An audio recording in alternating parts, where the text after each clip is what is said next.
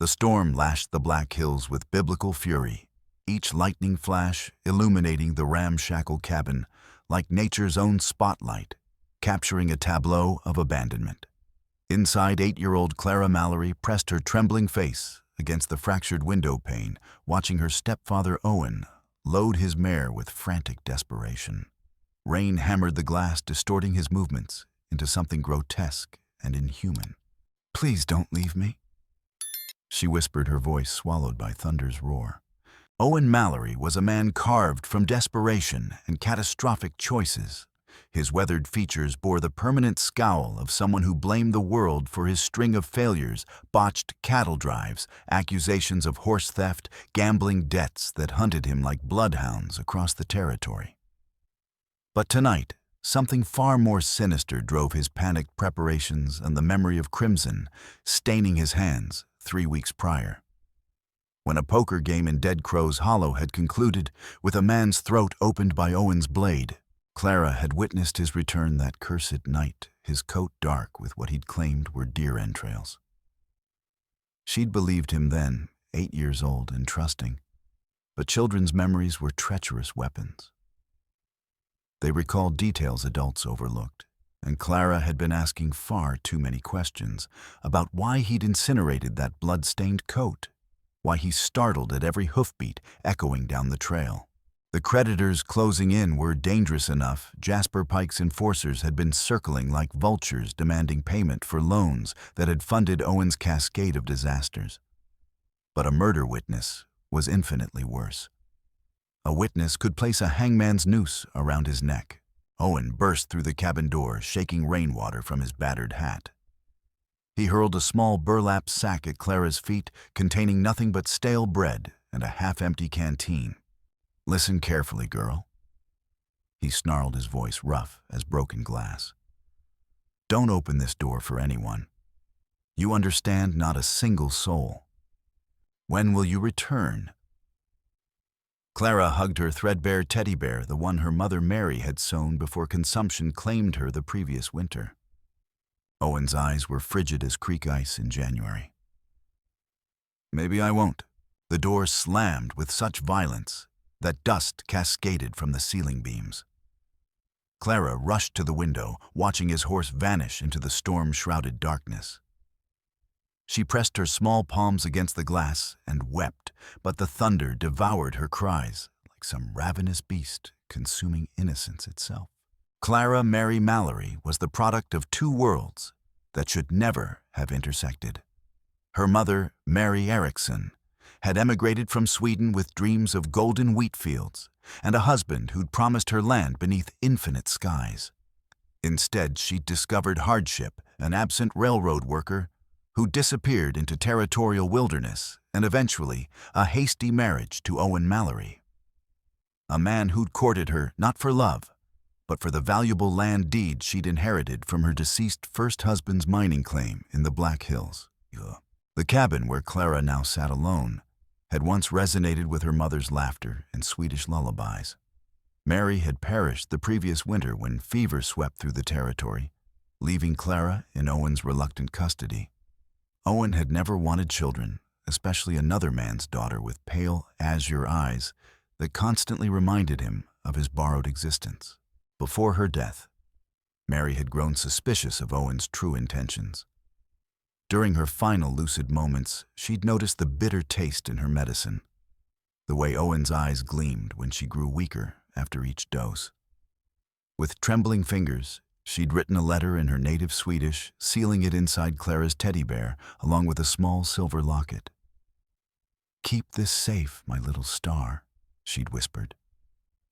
"The medicine Owen gives me, it tastes wrong. If something happens to me, this will tell the truth." Clara had treasured the hidden items without understanding their significance, believing they contained nothing more than her mother's final words of love. The land deed that had attracted Owen to Mary was now gone, surrendered to Jasper Pike as collateral for loans that had funded Owen's disasters. Pike, a land baron with fingers in every corrupt deal from Deadwood to Cheyenne, had accepted the deed knowing its true value. The Black Hills property sat atop a gold vein that would make him wealthier than Croesus. 20 miles south of the cabin beside the Cheyenne River, where cottonwoods bent like ancient sentinels, the Lakota camp of Chief Standing Bear, prepared for winter's harsh embrace. The teepees stood in protective formation, their buffalo hide walls painted with symbols of protection and prosperity. But prosperity had become scarce since white settlements had multiplied like locusts, bringing diseases, broken treaties, and an insatiable hunger for land. Wicasa Nudgeon, Standing Man, in his people's tongue, sat before his modest fire, methodically inspecting his hunting equipment. At 42, he was a weathered oak of a man, his face marked by sun and profound sorrow. His wife Winona and their twin sons had died 5 years earlier when a group of intoxicated settlers had attacked their smaller camp near Fort Laramie. The soldiers had labeled it self-defense. Though Winona had been gathering berries and the boys had been playing with carved wooden horses. Since then, Wicasa had lived with the hollow ache in his chest, where his family used to reside. He'd thrown himself into providing for his extended family, becoming the camp's primary hunter and scout. His principles remained unshakable. The Lakota way demanded protection of the innocent, care for those unable to care for themselves, and justice for those who would harm the defenseless. "Uncle, permit me to ride with you tomorrow," said Chaska, approaching the fire with the careful gait of someone who'd learned to compensate for missing parts. The young man was 24, but appeared older, his mixed heritage visible in his lighter complexion and the way he navigated both Lakota and white worlds with equal unease. He'd lost his left arm at age 12 when a spooked horse had dragged him beneath a wagon wheel, but he'd adapted with fierce determination. Wicasa studied his nephew's face. The hunting grounds are perilous now. Too many prospectors, too many desperate men with firearms. "I can handle myself," Chaska insisted, gesturing with his remaining arm. "One arm doesn't render me useless." "It makes you precious," Wicasa replied quietly. "You're the last son of my sister's bloodline. I won't risk. You cannot protect me forever." Chaska's voice carried the frustrated edge of a man weary of being treated like damaged goods. "Allow me to prove my worth." In Dead Crow's Hollow, Sheriff Tom Farrow sat in his office nursing a bottle of whiskey and studying wanted posters that might as well have been wallpaper. The town was a festering wound on the prairie, sustained by mining operations, cattle drives, and the kind of commerce that thrived where law was more suggestion than mandate. Farrow was Pike's creature, bought and paid for through a network of bribes and threats.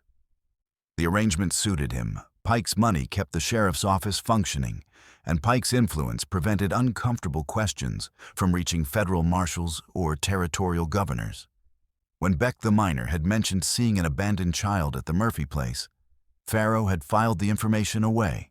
With the same priority, he gave reports of missing chickens. Outside, the storm was weakening, but winter approached rapidly. In 3 months, the high country would be locked in snow deep enough to bury a standing man. Abandoned children rarely survived such seasons, but Farrow had learned not to lose sleep over problems that solved themselves. Clara's second night alone began with the sound of boot heels on saturated ground. She'd been dozing fitfully in the corner, wrapped in her mother's quilt, when the footsteps circled the cabin like a predator testing for weakness. Her heart hammered against her ribs as she remembered Owen's warning. "Don't open this door for anyone." The boots stopped at the door. A heavy fist pounded 3 times. "Hello in there, anyone home?" Clara pressed herself deeper into the shadows, clutching her teddy bear. The voice was gruff, but not unkind, an older man, with the accent of someone who'd spent years underground. "I ain't looking for trouble, just searching for my mules. Storm spooked them and they ran off with my supplies." Through a gap in the chinked logs, Clara could see a bearded figure in mining clothes. This was Beck, though she didn't know his name, a prospector who'd been working a claim upstream when his pack animals bolted during the tempest. He'd followed their tracks to the Murphy property and noticed smoke rising from the supposedly abandoned cabin. Beck tried the door handle. It turned easily. Owen had been too rushed to check the latch properly. Sweet Mary and Joseph. Beck muttered, seeing the small figure huddled in the corner. What's a little thing like you doing out here alone? Clara remained silent, frozen with terror. Beck stepped inside his boots, dripping on the plank floor. Where's your folks, child? This ain't no place for a girl by herself. Still, Clara said nothing, though. Tears began streaming down her face. Beck looked around the cabin, noting the meager provisions, the cold hearth, the obvious signs of hasty departure. Someone left you, didn't they? His voice softened with understanding. Beck had seen enough abandoned children in the mining camps to recognize the signs. Bastards, he added under his breath. He pulled a piece of hardtack from his pocket and set it on the table. I gotta keep looking for my mules, but I'll be back. You hear me? Don't you worry, old Beck don't leave kids to fend for themselves. After he departed, Clara crept to the table and devoured the hardtack, the first real food she'd tasted in 2 days. But Beck's kindness only made her more aware of her desperate situation. The bread Owen had left was already moldy, and the water in her canteen tasted of rust and desperation. The next morning dawned gray and cheerless, with the promise of more rain in the heavy clouds. Clara's stomach cramped with hunger, driving her to venture outside for the first time since Owen's departure. She remembered seeing a stream behind the cabin, a narrow creek that fed into the Cheyenne River miles downstream. The ground was treacherous, turned to sucking mud by the storm. Clara's thin shoes, more holes than leather, provided no traction as she picked her way down the slope toward the water. She'd brought the empty canteen, hoping to refill it and maybe catch sight of something edible. Berries, roots, anything to quiet the gnawing in her belly. As she knelt beside the rushing creek, something caught her eye, a piece of fine cloth snagged on a branch near the water's edge. Clara freed it carefully, examining the expensive fabric in the gray morning light. It was dark blue wool with silver threads far too costly for Owen to afford. Wrapped inside the cloth was a gilt button bearing an ornate P beneath a crown. Clara stuffed the items into the teddy bear's hiding place alongside her mother's letter and locket.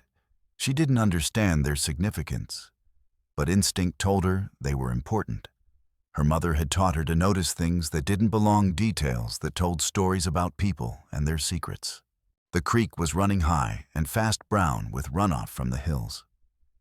Clara knelt carefully at the edge, dipping the canteen into the rushing water. The current was stronger than she'd expected, and when she leaned forward to get a better angle, the muddy bank gave way beneath her. She tumbled into the creek with a splash that echoed through the hills. The water was shockingly frigid, and the current immediately grabbed her, tumbling her downstream like a leaf. Clara couldn't swim. Few frontier children learned, and Owen had never bothered to teach her. She thrashed desperately, her heavy dress dragging her down as water filled her lungs. By pure luck, a fallen cottonwood had created a natural dam downstream. Clara's dress snagged on a submerged branch, stopping her progress just as her strength gave out.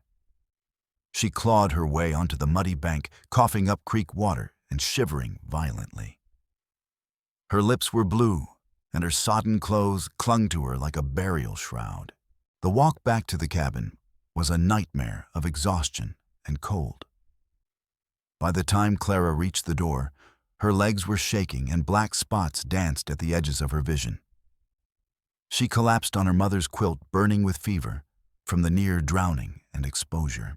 That night, as Clara drifted in and out of fevered dreams, Wicasa was following horse tracks through the broken country north of his camp.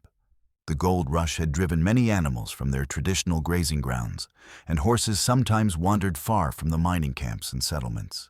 These particular tracks belonged to 3 animals, 2 shod like white men's horses, 1 unshod like Indian ponies that had gone feral.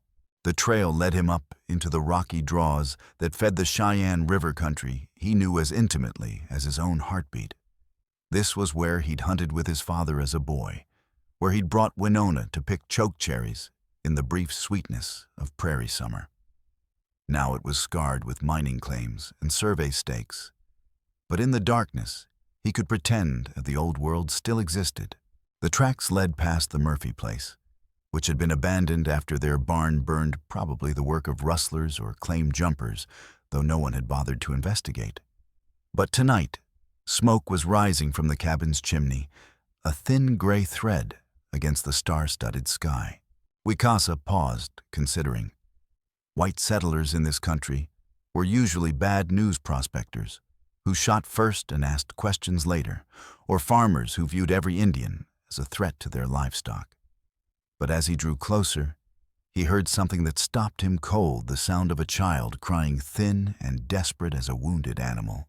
His hand went instinctively to his knife, but something deeper than caution was stirring in his chest. The Lakota way was clear about children in distress, regardless of their color or heritage. A child's cry was a sacred thing demanding response from any adult with the power to help. Wicasa approached the cabin with the stealth that had kept him alive through 42 winters on the Great Plains. The sound of crying had ceased, but he could see a faint glow through the chinks in the log walls, not a proper fire, but maybe a candle or the embers of a dying hearth. He circled the structure once, noting the single horse's tracks leading away from the door. Someone had left in a hurry, and recently. He knocked gently on the door, 3 soft taps that wouldn't frighten a small animal. "Little one," he said in English, his accent thick, but his words careful. "I hear crying. You hurt?" The silence that followed was loaded with terror. Wicasa could practically feel the child's fear radiating through the wooden door, like heat from a forge. "I not hurt you." He continued, settling cross-legged in the mud beside the door. "My name Wicasa. I hunt horses here crying, come see." From inside came the faintest whisper, "Go away." The voice was definitely a child's, and definitely terrified. Wicasa considered his options. Forcing the door would only increase the child's fear, but leaving might mean death for whoever was inside. The nights were getting cold enough to kill, and he'd seen no sign of adequate provisions. "You hungry?" he asked. A longer pause, then, "Yes." Wicasa reached into his parfleche bag and pulled out a piece of dried buffalo meat and some pemmican wrapped in birch bark. He set them beside the door, along with his water skin. "Food by door," he announced. "Good food. Water, too. I go sit by tree you take." He moved to the cottonwood that shaded the cabin just far enough away to seem non-threatening, but close enough to intervene if danger appeared. The door opened a crack, and a small white hand darted out to snatch the offerings before the door slammed shut again. While he waited, Wicasa studied the tracks around the cabin more carefully. The departing horse had been ridden hard, deep hoof prints gouged earth where the animal had struggled for purchase in the mud. Someone had left in desperation, not choice. The boot prints told a similar story, a man's tracks heavy with urgency, leading from cabin to horse in a straight line. 20 minutes later, the door cracked open again. "Thank you," came the small voice. "You welcome," Wicasa replied. "What your name?" "Clara. Clara Mallory." "Clara, good name. Where your papa Clara Mallory?" The silence stretched so long that Wicasa wondered if she'd retreated again. "Then he left me. Said maybe he ain't coming back." Wicasa felt something cold settle in his stomach. In Lakota culture, abandoning a child was unthinkable, a violation so profound that it marked a person as less than human. Even enemies protected children when possible. "How long he gone?" 3 days, I think, maybe 4. 4 days. In this weather, with winter approaching, it might as well be 4 years. The child would be dead within a week, probably sooner, if the fever he could hear in her voice worsened. A sound from the darkness made Wicasa's hand drop to his knife handle, the hollow cough of a wolf testing the air. Then another from a different direction. The smell of food had drawn them, or perhaps the scent of sickness and weakness. Wolves were practical creatures, they knew, when easy prey presented itself. Wicasa rose smoothly, scanning the tree line. Yellow eyes reflected the starlight, at least 3 pairs that he could see. More would be coming. They hunted in packs and communicated across miles of prairie. "Clara," he said, keeping his voice calm. "I come closer to door now. Wolves outside. You'll stir. The terror in her voice was sharp enough to cut glass. I keep them away. You safe. Wicasa moved to the cabin wall, putting his back against the logs. His knife was in his hand now, and he wished he'd brought his rifle instead of just the bow slung across his shoulders. The first wolf emerged from the shadows, a gray male lean with hunger and bold with desperation. It padded into the clearing nose, testing Wicasa's resolve. Two more followed, spreading out to flank him. Before Wicasa could act, a new sound split the night, the distinctive whistle his nephew used to signal his approach. A torch appeared at the edge of the clearing, held high by a young man who moved with practiced skill despite his missing arm. Chaska. Wicasa said, relief and irritation mixing in his voice. I told you to stay in camp and let you have all the fun. Chaska brandished the torch at the wolves, driving them back into the trees. Besides, I brought fire. Seems like you needed it. The wolves retreated, but didn't disappear entirely. They would circle and wait for their chance, patient as death itself. There's a sick child inside, Wicasa explained quietly, abandoned by her father. Chaska's expression hardened. Then we stay until morning. Make sure she's safe. Inside the cabin, Clara listened to the two men speaking in their native tongue, their voices low and serious. She didn't understand the words, but something in their tone made her feel less alone than she had since Owen rode away into the storm. Dawn broke gray and reluctant over the black hills, revealing the extent of Clara's situation to her unlikely protectors. When she finally opened the door in the pale morning light, Wicasa saw what Owen Mallory's care had truly entailed: a child so thin her bones showed through her skin, bruises in various stages of healing along her arms and neck, and the hollow-eyed look of someone who'd learned to expect pain from the adults in her life. Sweet Jesus. Chaska breathed in English, then caught himself and continued in Lakota. She's been beaten, regularly. Wicasa knelt to Clara's eye level, noting how she flinched when he moved too quickly. Clara, who hurt you? Her small hands twisted in her threadbare dress. Owen gets mad sometimes. Says I remind him of things he don't want to remember. He'd drink that medicine he was supposed to give Mama, then get angry about everything. What medicine? Clara's voice dropped to a whisper. The medicine that made Mama sicker. She said it tasted bitter like metal. Owen would bring it from town, but after she drank it, she'd get worse instead of better. Wicasa and Chaska exchanged glances. A medicine that made the patient sicker was no medicine at all. Like Clara, Wicasa said carefully, we take you somewhere safe, away from here. Her face lit up with desperate hope, then crumpled with fear.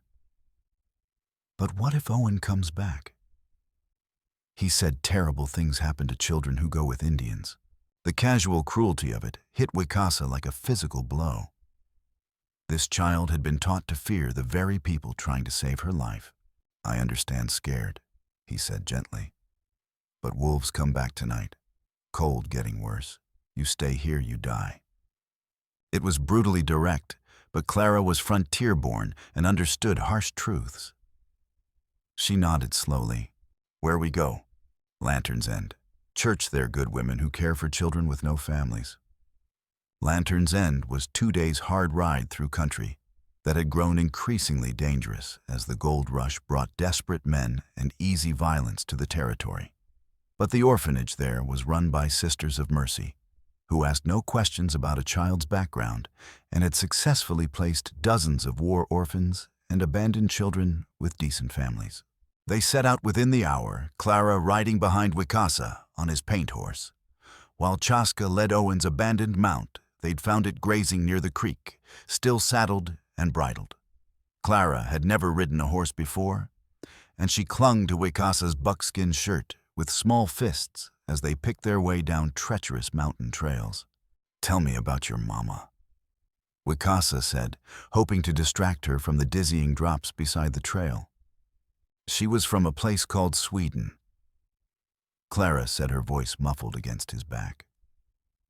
She used to sing songs in her old language and make bread that smelled like heaven. Before she got sick, she told me about a special hiding place in my bear. Said if anything happened to her, I should look there for important things. What kind of things? A letter. And her locket. And... Clara paused, remembering the cloth and buttons she'd found by the creek.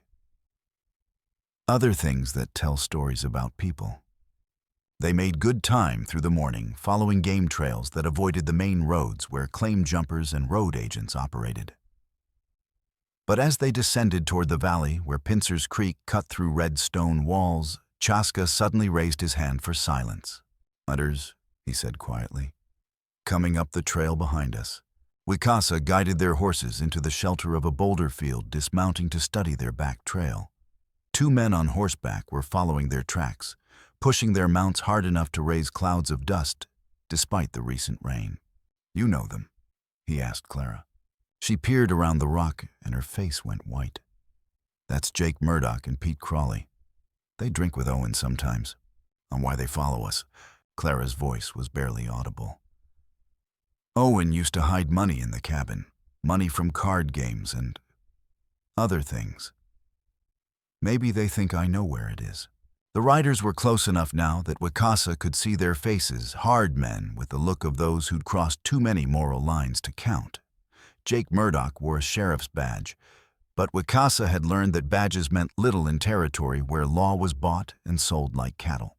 "Clara," Wicasa said urgently, "you must be very quiet now, very still." The men paused at the bottom of the ravine, studying the ground. Murdoch dismounted and examined the horse tracks, his face grim with concentration. 3 horses, he called to his companion. 2 riders and a pack animal heading for the cut. "Could be anybody," Crawley replied, but his hand rested on his pistol grip. "Beck said the girl was with Indians. How many white folks you know ride with Lakota?" They remounted and spurred their horses up the narrow trail. Wicasa counted the distance 50 yards and closing. His bow was strung and ready, but shooting would mean open war between his people and the whites, at a time when tensions were already near breaking point. The decision was taken from him when Clara's horse, nervous from the smell of the approaching strangers, snorted and stamped. The sound echoed off the canyon walls like a gunshot. "There!" Murdoch shouted, drawing his pistol. In the rocks, Wicasa pushed Clara down behind the boulder and reached for an arrow, but Chaska was already moving. Despite his missing arm, the young man could handle a rifle with deadly precision. His shot took Murdoch in the shoulder, spinning him from his saddle. Crawley returned fire, his bullets sparking off stone and whining into the distance. Clara screamed and pressed her face against the ground as chips of granite showered around them. "Give us the girl," Crawley shouted. "This ain't your fight, Indian. Every child's safety is our fight." Wicasa called back in English, then loosed an arrow that buried itself in Crawley's horse's rump. The animal screamed and bolted, carrying its rider back down the trail in wild panic. Murdoch was crawling toward cover, leaving a trail of blood on the rocky ground. Wicasa could have killed him easily, but taking a white man's life, even a corrupt one, would bring soldiers down on his people like wolves on a wounded deer. "Your choice," Wicasa said. "Ride away or die here." Murdoch struggled to his feet, one arm hanging useless at his side. "This ain't over. Pike's got men all through this territory. They'll find you. Let them come." But as Murdoch limped away to catch his companion's spooked horse, Wicasa felt the weight of consequences settling on his shoulders. By protecting Clara, he declared war on forces far larger than himself. Pike's name was known from the Missouri River to the Continental Divide, a man who crushed opposition like insects and had the political connections to make his enemies disappear without legal consequence. "Are they gone?" Clara whispered. "For now," Wicasa replied, but his eyes remained fixed on the empty trail. They had perhaps half a day's head start before Pike's entire network began hunting them. The orphanage in Lantern's End had suddenly become less sanctuary than destination, and Wicasa wasn't sure they'd live to reach it. Lantern's End had been built in a natural bowl, where three valleys converged, sheltered from the worst prairie winds and blessed with a spring that never ran dry. The town's name came from the original surveyor's practice of hanging lanterns from tall poles to guide travelers through the maze of draws and false valleys that surrounded the settlement. Clara had pressed her face against Wicasa's back as they rode down Main Street, overwhelmed by more buildings and people than she'd seen in her entire life. The orphanage sat on a small hill overlooking the town, its white-painted walls and bell tower speaking of hope and sanctuary. The sight of it should have filled Clara with relief. Instead, they found ruins. The building's windows gaped like dead eyes, their glass scattered across the yard in glittering fragments. The front door hung askew on broken hinges, and scorch marks blackened the walls around what had once been the main entrance. A handwritten sign nailed to a fence post bore a simple message: condemned by order of territorial authority. J. Pike Land Commissioner. No. Clara whispered, sliding down from the horse to stare at the destruction. No, no, no. Wicasa dismounted and walked through the wreckage, reading the story in broken furniture and scattered belongings. This hadn't been random violence. It had been systematic destruction designed to drive out the nuns and claim the valuable land beneath their feet. Chaska found an old woman picking through the debris, filling a burlap sack with salvageable items. She looked up as he approached her weathered face, creased with anger and sorrow. "You're too late," she said in English. "They ran the sisters off 3 days ago. Said the orphanage was built on land that belonged to Pike's mining consortium." "The children," Wicasa asked, "scattered to the wind. Some taken by families, others." She shrugged helplessly. "Pike's men said they'd find homes for the rest, but I seen what kind of homes they provide. Work gangs and worse." Clara had been listening with growing horror. But the sisters were good women. Mama said if anything ever happened to her, I should come here. The old woman's expression softened as she looked at Clara's thin face and desperate eyes. "Child, there ain't nothing here for you now. Best you—" She stopped, squinting at Clara more closely. "Wait. You're Mary Erickson's girl, ain't you? The one who married that no-account Mallory?" Clara nodded, hope flickering in her chest. "I knew your mama. Good woman, deserved better than what she got. She came to me once near the end, asking questions about poisons and medicine. Said her husband was giving her something that made her sicker." The old woman glanced at Wicasa and Chaska. "And you're the Indians Beck was talking about. Half the town's buzzing about how you stole her from her rightful guardian." "Owen abandoned her," Wicasa said flatly. "Maybe so, but law don't see it that way. Sheriff Farrow's got papers saying you kidnapped a white child. Pike's offering $100 for your capture, dead or alive." The words hit like a physical blow. Wicasa had known they were being hunted, but he hadn't realized how thoroughly Pike had poisoned the legal well against them. "There's more," the old woman continued, lowering her voice. "Pike's been asking questions about your mama's property, Clara. That land deed she inherited from her first husband, turns out it's worth more than anybody knew. Gold surveyors found a vein running right through the middle of it." Clara looked confused. "But Owen said he lost the deed to Pike. Said it was worthless anyway." "Owen lied about a lot of things," the woman replied grimly. "Pike's been sitting on that deed for months, waiting for the right moment to file his claim. But legally, it still belonged to your mama when she died, which means it belongs to you now." The implications crashed over Wicasa like a flash flood. Clara wasn't just an abandoned child. She was the rightful owner of land worth thousands of dollars, land that Pike had been systematically stealing through legal manipulation and violence. Owen's abandonment hadn't been just cruelty. It had been part of a larger scheme to eliminate any legal obstacles to Pike's claim. Where is Pike now?" Chaska asked. "His mining camp up near Deadwood Gulch. Calls it Pike's Empire." The old woman spat in the dust. Fitting name for a man who thinks he owns everything and everyone in this territory.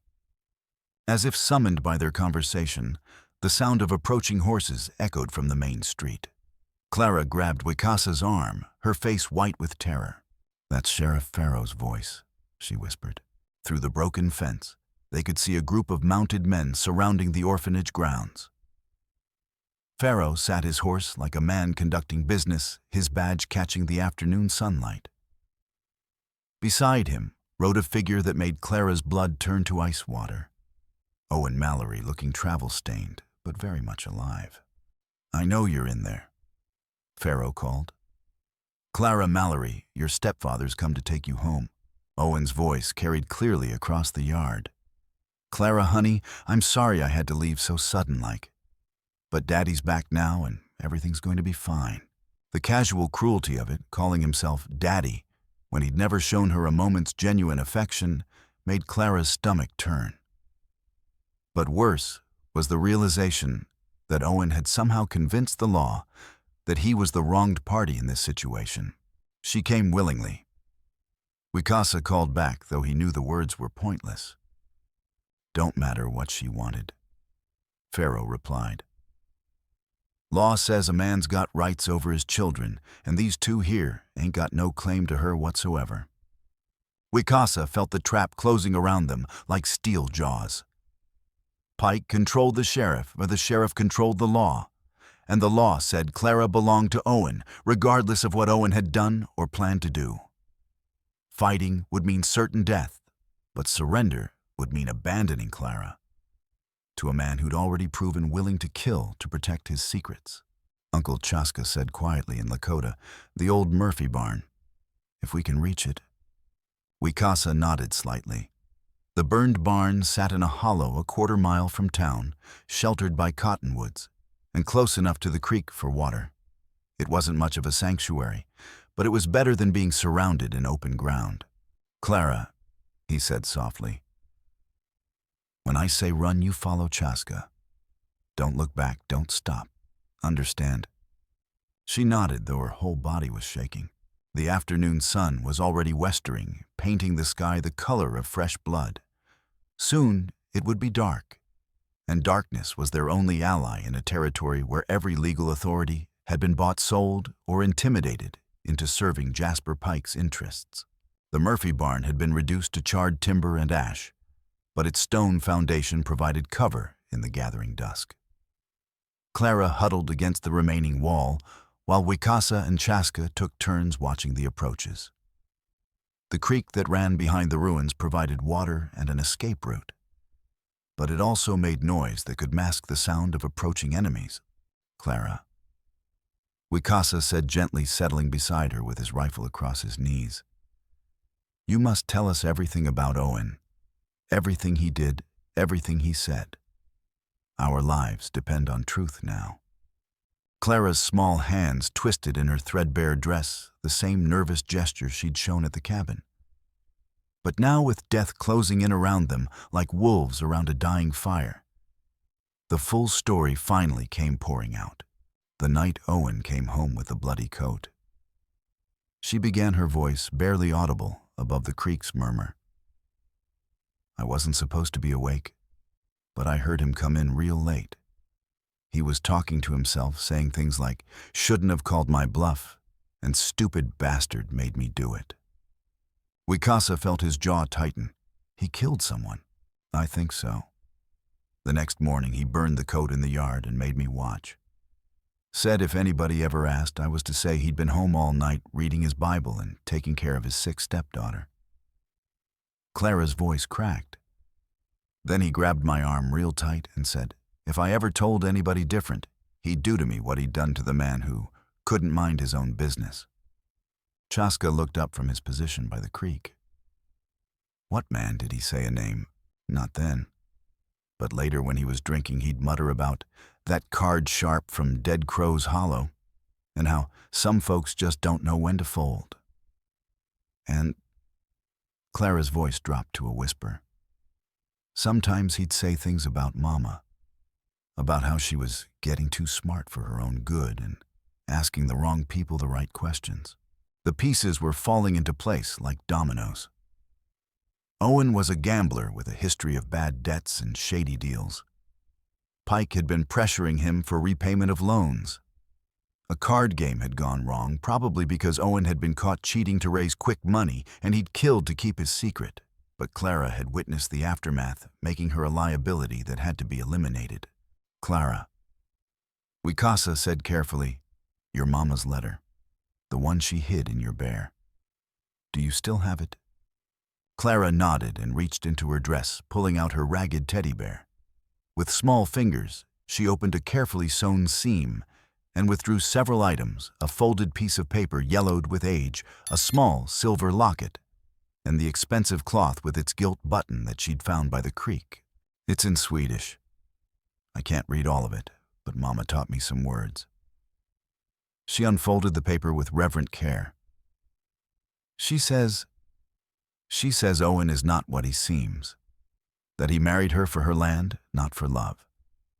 And she says the medicine tastes like... Clara struggled with the Swedish words. Like copper pennies and bitter herbs. She says it makes her worse, not better. "What about these?" Wicasa asked, examining the cloth and button. "I found them by the creek yesterday. They don't belong to Owen. He could never afford anything so fine." Wicasa studied the gilt button with its ornate P beneath a crown. It was the kind of thing a wealthy man might wear on an expensive coat, the kind of coat that might lose a button while conducting secret business in the wilderness. The revelation hit like a thunderbolt. Owen hadn't just abandoned Clara, he'd murdered her mother under Pike's orders, making it look like natural death from fever. Mary Erickson had died, knowing her husband was her killer, and she'd hidden the truth in the only place she knew it would be safe. A sound from the darkness made all three of them freeze, the deliberate crack of a branch being stepped on, followed by the soft jingle of spurs. Someone was approaching the barn, moving with the careful stealth of a hunter. Wicasa pressed a finger to his lips and pointed toward the creek. If they could reach the water, they might be able to slip away in the darkness. But as they began to move, a voice called out from the ruins. Well, look what we got here." 3 men emerged from the shadows, their weapons drawn and pointed at the huddled figures by the creek. Clara recognized 2 of them from her brief glimpse of Pike's men in town. But the third was a surprised Deputy Marshal Thomas Klein, a federal officer whose presence meant this had become more than a local matter. "Marshal," Wicasa said carefully, raising his hands to show they were empty. "We mean no harm, only protecting child." Klein was a thin man with the pale complexion of someone who spent most of his time indoors. But his eyes held the calculating coldness of a career lawman. "Protection. Is that what you call kidnapping a white child and resisting legal authority?" "The child was abandoned, left to die. And that's not how Mr. Pike tells it. Says you and your accomplice here attacked his men, stole his property, and corrupted a minor child with savage influences." Klein's voice carried the casual racism of a man who'd never questioned his own superiority. "Federal territory means federal jurisdiction, and I got papers here authorizing the use of any necessary force to recover stolen property." Clara stepped forward, her small voice cutting through the night air like a blade. "I'm not property. I'm a person." Klein barely glanced at her. "Children belong to their legal guardians, girl. That's the law. Even when their guardians murder their mothers." The words hung in the air like smoke from a gunshot. One of Pike's men shifted nervously, but Klein's expression didn't change. "That's a serious accusation. You got proof?" Clara held up her mother's letter with trembling hands. "My mama wrote this before she died. Says Owen poisoned her with medicine that made her sicker. And this," she showed them the button. "This belongs to the man who told him to do it." Klein laughed, a sound like breaking glass. "A letter in foreign gibberish and a button that ain't proof of nothing." But before Clara could respond, a 4th figure emerged from the darkness behind the federal marshal. Chaska, who had been silently circling through the creek bed, brought the butt of his rifle down on the base of Klein's skull. The marshal dropped like a felled tree. The other two men spun toward this new threat, giving Wicasa the opening he needed. His knife flew through the darkness, taking one man in the throat before he could bring his pistol to bear. The second man got off a shot that whined past Chaska's ear before Wicasa's second blade found its mark. But the sound of gunfire had shattered the night's peace, echoing off the valley walls like thunder. Within minutes, every lawman and bounty hunter in the territory would know exactly where to find them. "We have to move," Chaska said, binding a shallow cut on his arm where the dying man's wild shot had grazed him. "They'll be coming in force now." Clara stood over Marshal Klein's unconscious form, her young face hard with an expression no child should ever wear. "He called me property," she said quietly, "just like Owen always did." Pike's empire sprawled across a natural amphitheater in the hills, like a malignant growth feeding on gold and human suffering. The mining camp had expanded beyond all reason in just 2 years, transforming from a few prospectors' tents into a small city of ramshackle buildings, equipment yards, and worker barracks that housed hundreds of men in conditions barely fit for animals. At the center of it all sat Pike's headquarters, a 3-story fortress that served as office stronghold and symbol of absolute power in this lawless corner of the territory. Wicasa studied the camp from a ridge overlooking the operation, noting the guard positions, the movement patterns of the workers, and the network of mine shafts that honeycombed the hillside like wounds in the earth. Dawn was still 3 hours away, but the camp never truly slept. Lanterns burned throughout the complex, and the constant sound of picks and shovels echoed through the valleys as Pike's men worked around the clock to extract every ounce of wealth from the ground. "There," Chaska whispered, pointing to a heavily guarded wagon near the main building. "They're holding her there." Clara sat in the back of a freight wagon, her small form barely visible in the pre-dawn gloom. 4 guards flanked the vehicle, their rifles gleaming in the lamplight. She'd been taken during the chaos that followed the shootout at the Murphy barn, captured when Pharaoh's reinforcements had arrived, and overwhelmed their position through sheer numbers. The plan that had brought them here was born of desperation, and the kind of intelligence that only came from a lifetime of reading the land and understanding how humans moved through it. Maeve O'Sullivan, the Irish-born miner who'd helped them escape the manhunt, had provided both local knowledge and a detailed map of Pike's operation, drawn from her late son's experience in the deep shafts. "The charges are set in the north tunnel," Maeve said, checking the dynamite she'd placed at strategic points throughout the mining operation. Her face was grim with the knowledge of what they were attempting. "When I light the fuses, you'll have maybe 4 minutes before the whole face comes down. But here's the important part. There's an old Spanish drainage tunnel that connects to the main shaft. If you can get the girl down there before the big collapse, it'll take you out through the hillside behind Pike's headquarters." Maeve had lost her own son to Pike's operation. 8-year-old Timothy O'Sullivan had been worked to death in the deep shafts, his small size making him valuable for crawling through spaces too narrow for grown men. Pike had called it an accident, but Maeve knew better. She'd been planning her revenge for months, waiting for the right moment to strike back at the man who'd stolen her child's life. "What about the other workers?" Chaska asked. "The innocent men." "A day shift don't start for another 2 hours," Maeve replied. "Night crews mostly Pike's enforcers and trustees, men who've made their choice about what side they're on." The plan required perfect timing and no small amount of luck. Chaska would create a diversion on the eastern side of the camp, drawing guards away from the main compound.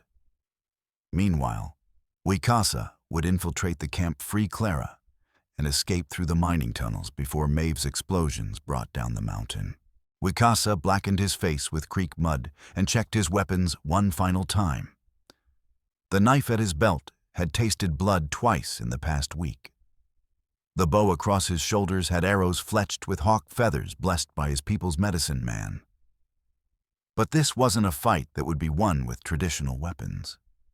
This was about stealth timing and the kind of desperate courage that came from having nothing left to lose.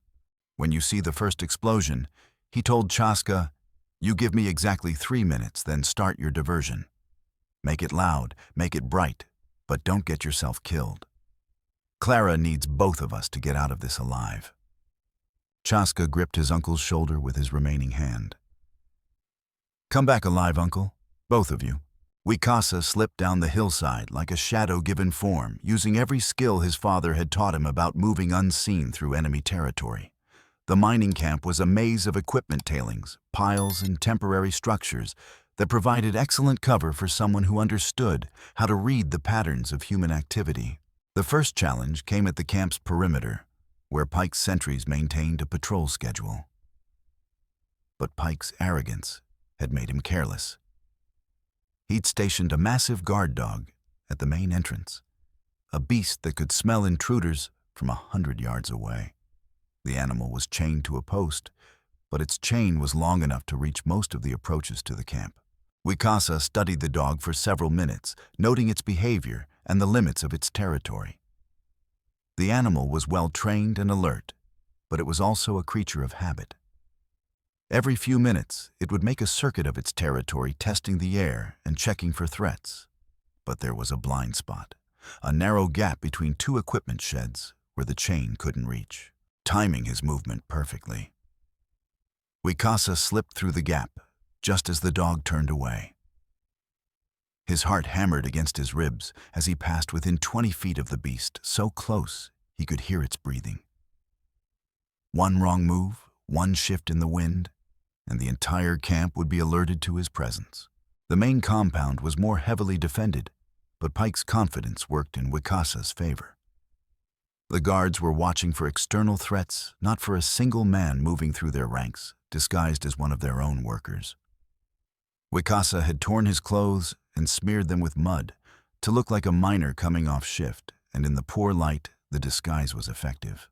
He made his way toward the wagon where Clara was being held, noting the positions of every armed man between himself and his objective. The guards flanking the vehicle were alert, but not particularly concerned who would be foolish enough to attack Pike's stronghold directly. As he drew closer, he could see Clara more clearly. She sat with her back straight and her chin raised, refusing to show fear despite being surrounded by men who viewed her as nothing more than a commodity to be traded or disposed of, as convenience demanded. Even in captivity, she clutched her threadbare teddy bear, the one that contained her mother's final testament. But something was wrong. The guards were too relaxed, too confident. This felt like a trap. 20 yards from the wagon, Wicasa's suspicions were confirmed when a familiar voice called out from the shadows. "Well, well, if it ain't the noble savage come to rescue his little white princess." Owen Mallory stepped into the lamplight, a rifle in his hands, and a cruel smile on his face.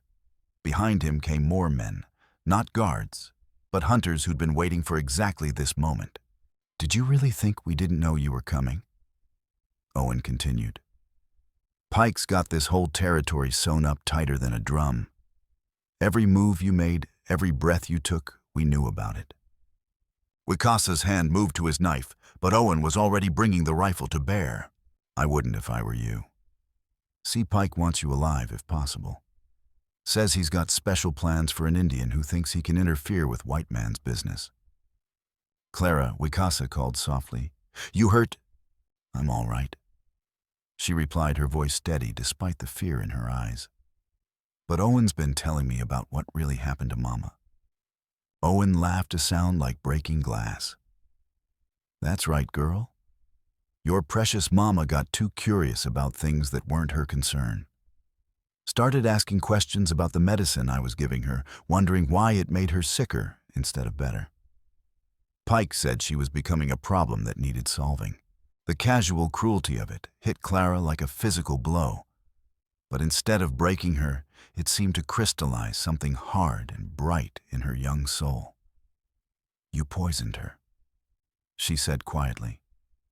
"You murdered my mother for money." "I solved a problem," Owen replied, "just like I'm about to solve another one."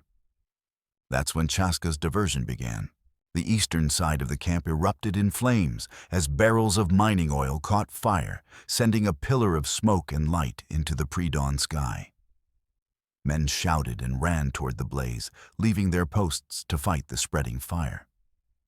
The carefully maintained order of Pike's empire dissolved into chaos as workers scrambled to save equipment and buildings from the conflagration. In the confusion, Wicasa moved. His knife flew through the air, taking one of Owen's men in the throat before the man could swing his rifle around. A second blade followed, burying itself in another guard's chest. But Owen himself was already diving for cover, his rifle barking as he fired wildly in Wicasa's direction. The bullet missed, but it was close enough to tear through the fabric of Wicasa's shirt. He rolled behind a mining cart as more shots rang out, feeling the wooden planks splinter under the impact of rifle bullets. "Clara," he shouted, "get down." But Clara was already moving. She'd learned much about survival in the past few days, and she knew that sometimes the best defense was offense. As Owen reloaded his rifle, she grabbed a handful of sand from the wagon bed and flung it into his eyes. Owen screamed and staggered backward, clawing at his face. His rifle discharged harmlessly into the air as he stumbled into one of his own men. In the confusion, Wicasa reached the wagon and cut Clara's bonds with a quick slash of his knife. "Can you run?" he asked. "I can do whatever you need me to do," she replied, clutching her teddy bear against her chest. They ran toward the mining tunnels, the only cover available in the compound's open center. Behind them, Owen's voice rose above the chaos, screaming orders to his men and promising death to anyone who let them escape. The entrance to the main mine shaft yawned before them, like the mouth of some primordial beast.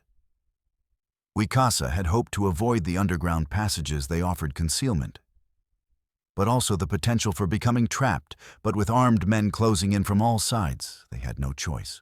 The tunnels were a nightmare of branching passages, support beams, and mining equipment abandoned in place when the night shift had been called to join the hunt. Lanterns hung at irregular intervals, creating pools of light separated by stretches of absolute darkness. The air was thick with dust and the smell of explosives, making every breath a conscious effort. "This way," Clara whispered, pointing down a side passage. "Maeve told me about the old Spanish tunnel. It should connect somewhere near here." They plunged deeper into the mine, following passages that had been carved from living rock by men who died decades before Pike's operation had claimed this ground. The sound of pursuit echoed through the tunnels behind them, distorted by rock and distance, but unmistakably getting closer. Wicasa's lungs burned from the effort of running in the thin, dusty air. Beside him, Clara was breathing hard but keeping pace, her small legs pumping with determination. The teddy bear bounced against her chest with each step, a talisman of innocence in this hellish underground maze. They found the Spanish tunnel exactly where Maeve had indicated, a narrow passage that sloped downward into the mountain's heart. The stonework was different here, older and more carefully constructed than Pike's crude excavations. Water dripped constantly from the ceiling, and the air moved with subtle currents that spoke of connections to the surface.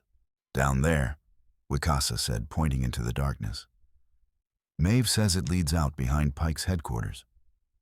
But before they could enter the tunnel, a new voice echoed through the mine shaft behind them. "We're going somewhere, boy." Jasper Pike himself stepped into the cavern, flanked by 6 armed men with rifles trained on Wicasa and Clara. Pike was a large man with the soft look of someone who'd grown rich on other people's labor, but his eyes held the cold calculation of a predator who'd never learned to see other human beings as anything more than resources to be exploited. "You've caused me considerable trouble." Pike said, his voice carrying the casual authority of a man accustomed to being obeyed without question. His expensive clothes were immaculate, despite the underground setting, and a gold watch chain glinted across his vest. "Killed my men, disrupted my operations, and interfered with my lawful business arrangements. Your business is murder and theft." Wicasa replied, positioning himself between Clara and their pursuers. Pike laughed, the sound echoing off the cavern walls like the cry of some subterranean demon. "Murder theft, I prefer to think of it as economic development. This territory was nothing but wilderness and savages before men like me brought civilization to it. Civilization that poisons innocent women. That woman, Pike said, gesturing toward Clara with casual dismissal, was married to a man who owed me money. When it became clear that she was going to interfere with the collection of that debt, I simply expedited her departure from this world. Clara stepped forward, her small voice carrying clearly through the cavern, filled with the righteous anger of the truly wronged. You killed my mother. I solved a business problem. Pike replied with a shrug. Your mother was asking too many questions, visiting too many people in town, making inquiries about poisons and medicines. She was becoming inconvenient. So you had Owen poison her? I provided Owen with a solution to his financial difficulties. The mercury compound was quite effective.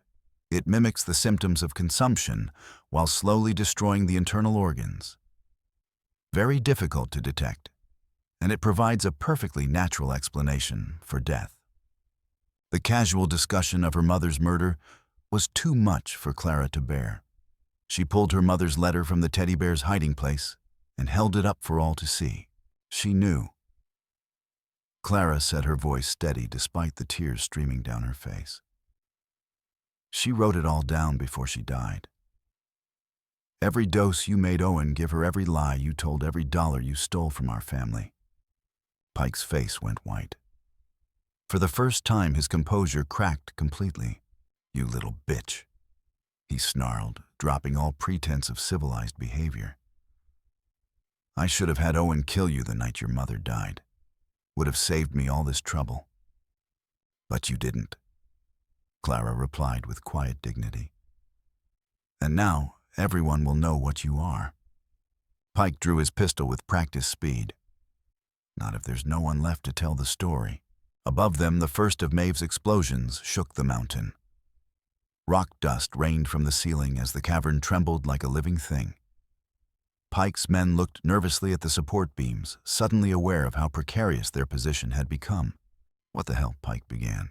The second explosion was closer and more violent. One of the wooden support beams cracked with a sound like breaking bones, and chunks of limestone began falling from the ceiling. Clara grabbed Wicasa's hand and pulled him toward the Spanish tunnel as the cavern's ceiling began its inexorable collapse. Pike raised his pistol, aiming at Clara's small form. If I can't have the land, nobody can. Wicasa released his bowstring, and the arrow took Pike in the chest, just as the man pulled his trigger.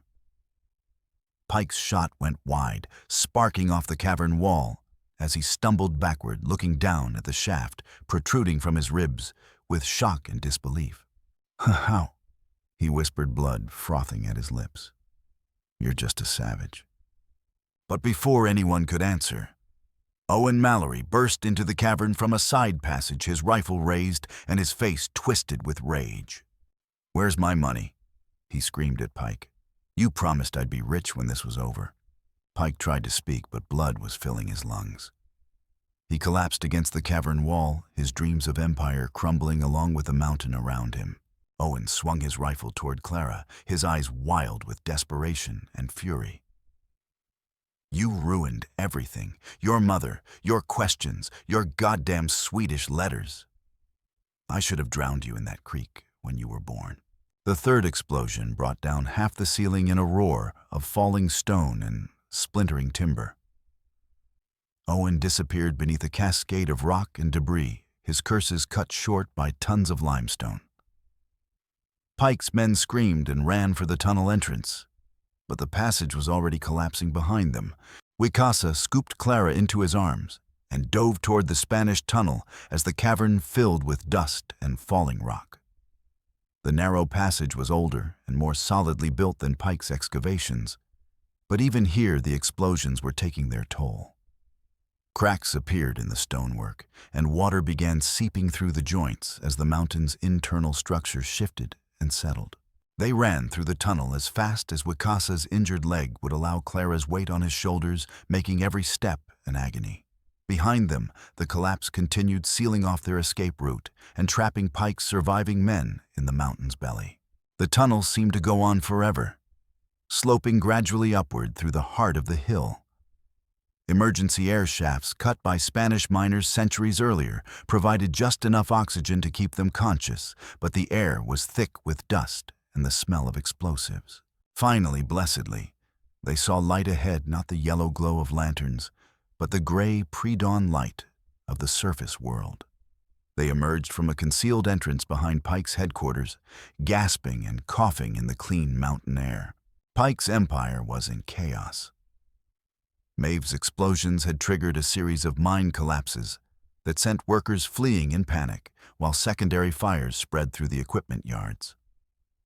The air was thick with smoke and the sound of men shouting contradictory orders as Pike's carefully constructed operation fell apart like a house of cards.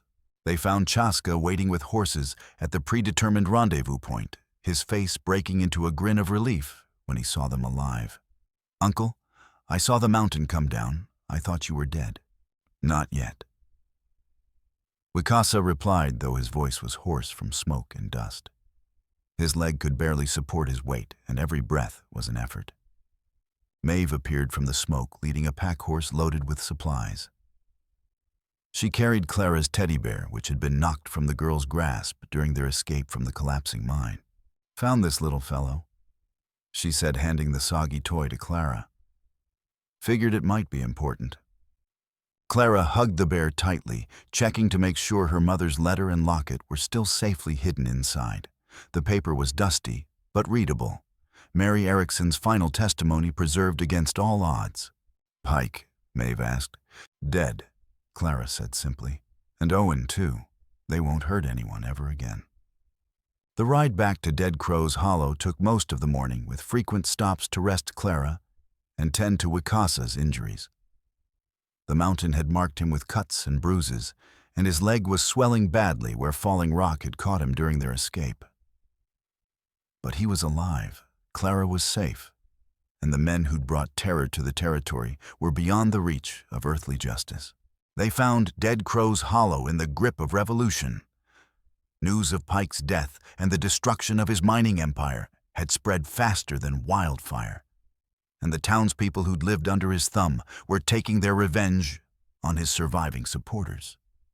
Sheriff Farrow had barricaded himself in his office, while an angry crowd demanded his resignation and arrest. But it was the sight of federal marshals in the town square that brought the greatest hope to Clara's heart. Marshal James Wade had arrived from Denver with a company of cavalry and a mandate to restore order to a region that had been sliding toward complete anarchy. "Miss Clara Bells," Wade said, approaching their small group with the respect due to people who'd suffered greatly in the service of justice.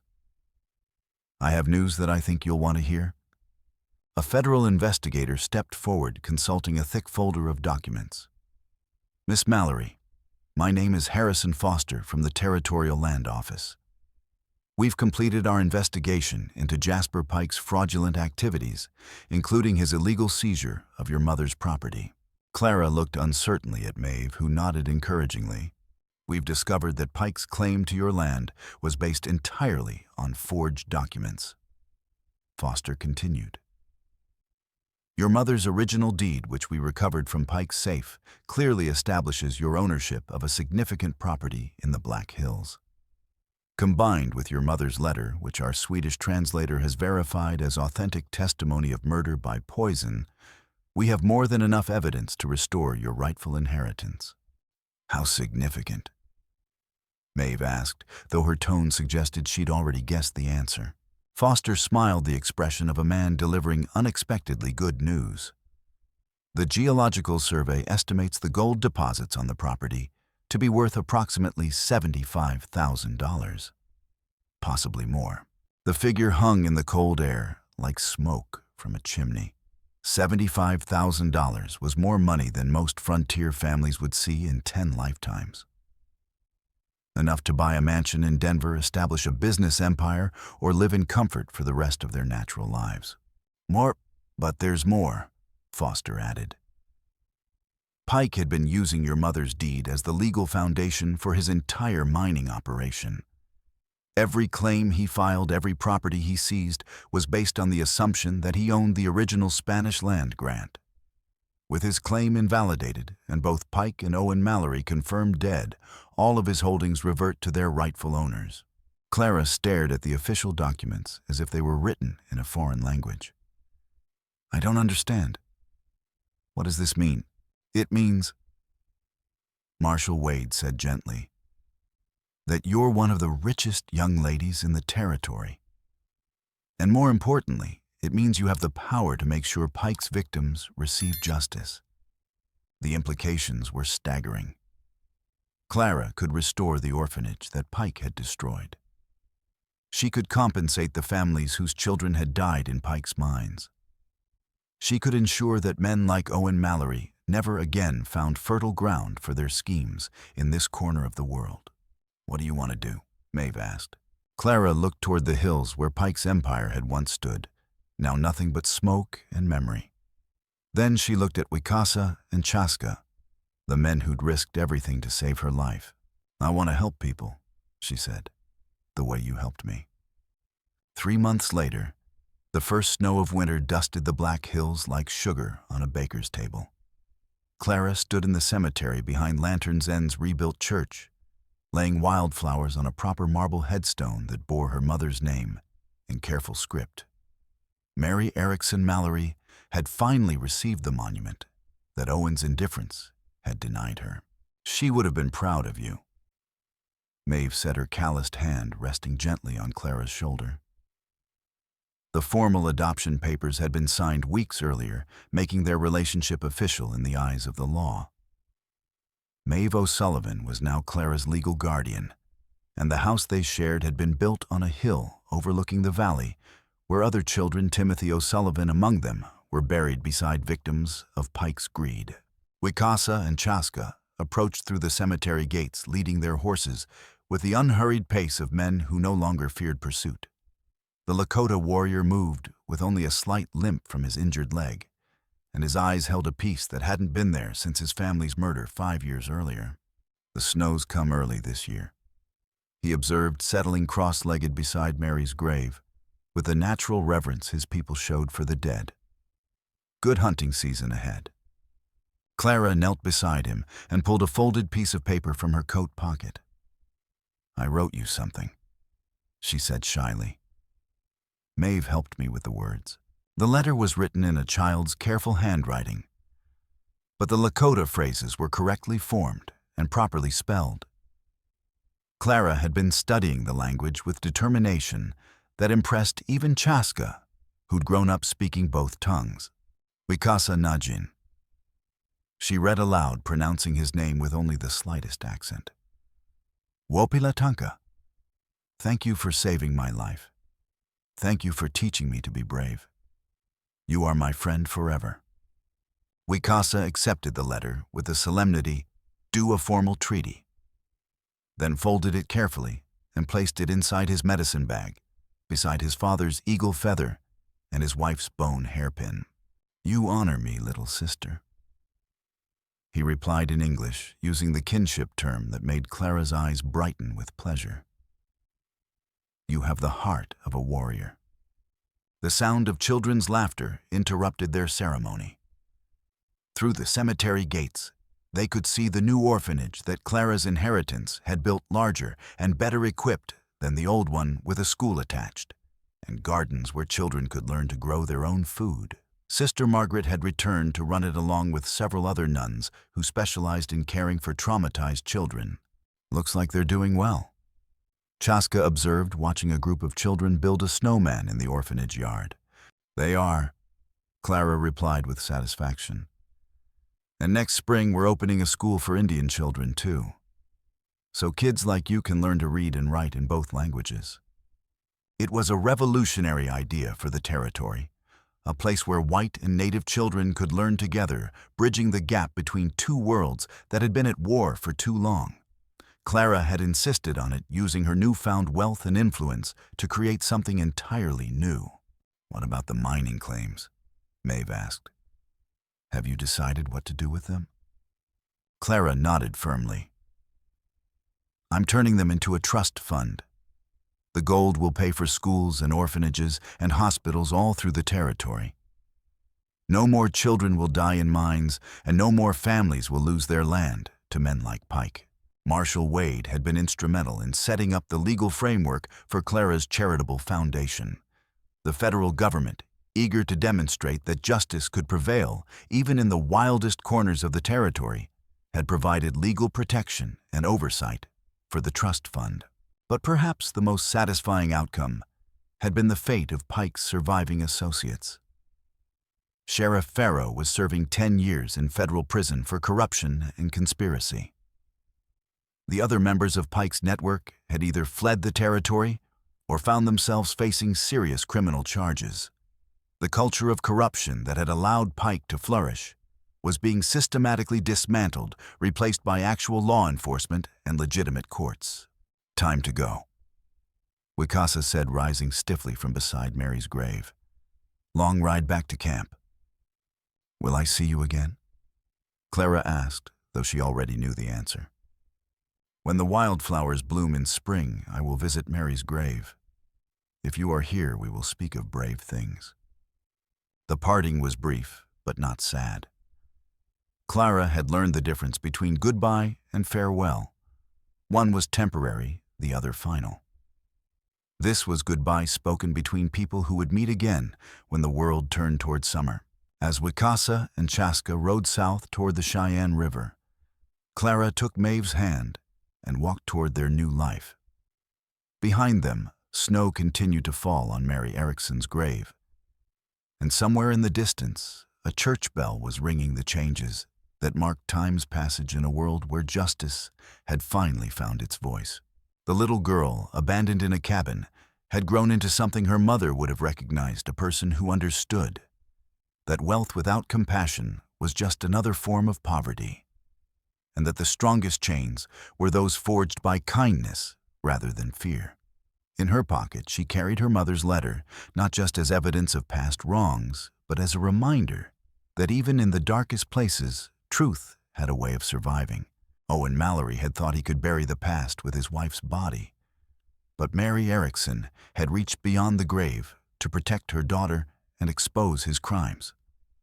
Pike had believed that money and violence could silence any opposition, but a child's courage and a warrior's honor had proven stronger than his empire of greed.